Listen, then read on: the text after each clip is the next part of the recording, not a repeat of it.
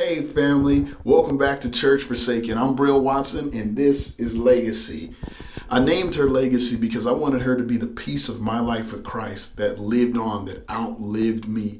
And in this series, we are learning how to really steward the place where God has given us so that a part of the life that He has given us lives on in the places that we have come. If you're just joining us with Church Forsaken, I want to invite you to go to walkingtowardslove.com. That's walkingtowardslove.com and download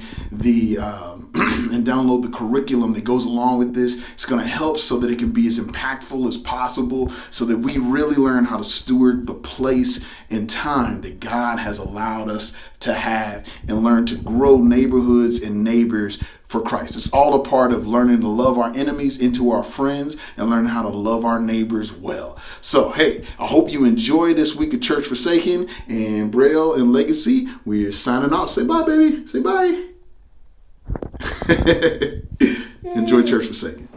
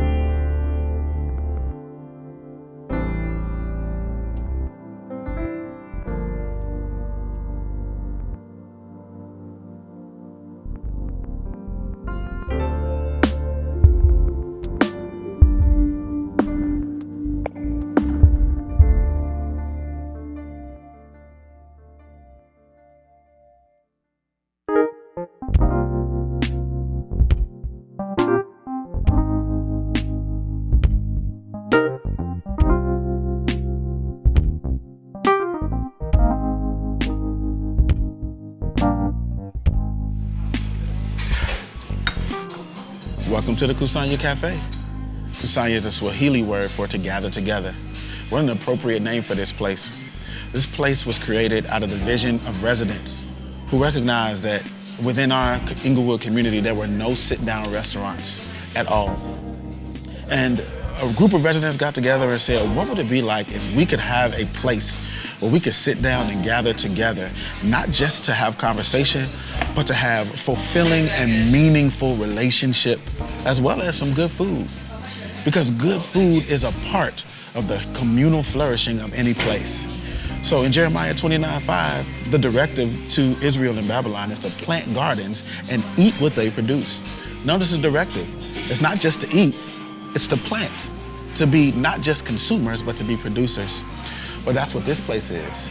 This is the production, one of our gardens that we planted. Once we began to truly build houses and live in them, then the directive to plant gardens made sense, because now we were benefiting from the gardens that we planted and the food that was produced there. So it could have been easy for us residents just to sit back and complain about the city not giving us things or being neglected by the rest of the world, but no. We got together and we decided to plant a garden because we realized that it's not enough just for the church to be concerned about the spiritual aspects of people. No, we must be concerned about the whole gospel. And that's exactly what the third practice is saying. We must reconnect to the whole gospel. True good news and true human flourishing is not just about saving people's souls, but about the complete holistic nature of a human being, concerned about them mentally, physically, and spiritually. And so that's what the Kusanya Cafe is. It is a tangible reminder that God wants us to plant gardens and eat what they produce so that we can reconnect to the whole gospel. Christians have somehow gotten at this idea that God's plan is only about saving souls. And even if we know it's more than souls, we haven't figured out that God cares about total embodied people. You know? It's like we deal with bodies just to get to souls. We'll do a food pantry because we want to save your soul. Not that feeding the body is godly. If you ever been in a neighborhood like Inglewood, you will know that what's produced in our neighborhood is flaming hot Cheetos. Then they had the nerve to put nacho cheese and ground beef on top of the Dorito hot chips in the bag. It's like death in a bag, especially when you eat it for breakfast, like a lot of the kids in our neighborhood. And so I was saying, God, so you want me to eat what's produced in my neighborhood? I'm gonna be dead soon. Eating what are you talking about? But what God woke me up to was like, no, you're only reading the second half of the verse. I need you to read the first half, which says plant gardens and eat what they produce. Now we can start talking about everybody's neighborhood, because what God is literally saying is that I am concerned about the health and wellness of my people in exile, which means that you can't just eat what's produced. You have to be a part of what's being created and produced in exile, so that you can eat things that will sustain you, so that you can reside and return. We should be concerned about the wholeness of our communities. That's why we talk about food trucks and having dinners together and barbecues and like that stuff is about the wholeness of the person. And literally this passage says, you have to plant those gardens. So it led me to start looking, what's being produced in my neighborhood that I didn't know about? And I started opening my eyes. And I found out people were already planting gardens. How did I not see that before? Because I wasn't looking for it. So I started wanting to be around, and I realized I actually don't like gardening. My wife is actually the director of urban agriculture for the city of Chicago. This is her thing. But Jonathan just wants to eat the kale once she cook it. So I'm like, God, what is my part in this then? What am I supposed to be doing? And I realized that planting gardens went more than just putting seeds in the ground. Planting gardens meant being a part of making sure that there are alternatives in our community. And so I started working with people who wanted to see something different in our neighborhood. My undergraduate degree was in architecture from Tuskegee University. And what do we need that could cut some of the budget down to help get up? Well, I could use some of those skills. I could use my seeds. Begin to plant. And so now we're going on 5 years with our cafe, which I'm gonna brag a little bit, just got voted as one of the best coffee shops in Chicago just about a month ago. When I walk into Kusanya Cafe, I don't just walk into a coffee shop, I walk into a fulfillment of God's promises. You see what I'm saying? That is a spiritual moment whenever I walk in that cafe. It's like, God is faithful. When I got problems in my church, when things ain't working out, when there's just another violent act in my neighborhood, when things are not bad, I could walk in the cafe and say, but God is faithful.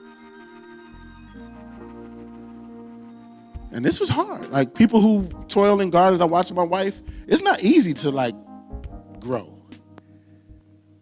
We've been open 5 years. It took us 5 years to open. Boy, it was every problem you can think of because the city did not believe this was a good idea. But here's the funny thing. When the neighborhood starts to catch hold that we can plant gardens, they start going, well, shoot, let's plant another one. And so we sat down and we did what's called a quality of life plan, 10-year community development plans of what the neighborhood wants to see in its own community 10 years from now. We said we want 63rd and Halsted revitalized, and we want a major retail grocery store anchoring that corner. That was our plan, 2005. Well, 2013, we opened what was called the Inglewood Square, right on the corner of 63rd and Halsted. Since then, one of our community colleges has moved back over there. Neighbors, residents said, would y'all move your campus to over here? You know, they're like, yes. They moved to 63rd and Halsted. That caused the city to have to revitalize the L station that's there. And then we began to have conversations with people we knew who were developers and say, would you go to the city and talk through how we can get this to happen? And David Doig, a good friend of mine and another believer who does Christian community development, has an organization called Chicago Neighborhood Initiatives. He came to me and said, okay, I talked to the mayor, and he's kind of on board, but he's like, the only chain that's willing to even put anything over there is Whole Foods. Now,